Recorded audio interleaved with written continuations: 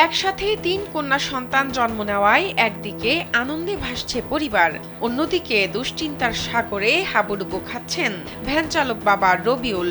আমার ৩টি বাচ্চা হয়েছে, আমি অনেক খুশি। ভাত মাছ খাওয়াই পালতে পারতাম, সমস্যা হইতো না। এখন আমার এই দুধের প্যাকেট জোগাড় করা আমার জন্য খুব কষ্ট। পরিবারে ৩ কন্যা সন্তানের জন্ম হওয়ায় খুশি পরিবারের সবাই। ৩ সন্তানই সুস্থ আছে বলে জানান রবিউল। পরিবারের সবাই খুশি, ৩টা বাচ্চা সুস্থ আছে।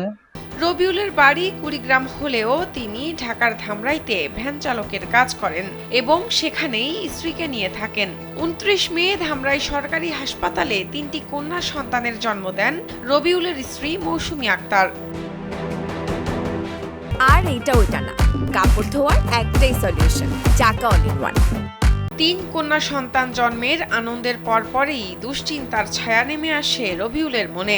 ৩ কন্যাকে কিভাবে লালন পালন করবেন সেটি ভেবে পাচ্ছেন না দরিদ্র রবিউল। রবিউলের কথা ভেবে দুশ্চিন্তায় রয়েছেন আত্মীয় স্বজন ও পাড়া প্রতিবেশীও।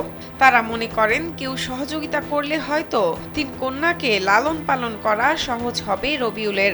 ও রবিউল ভ্যান গাড়ি চালায়, তো ওর ভরণ পোষণ করতে অনেক কষ্ট হবে।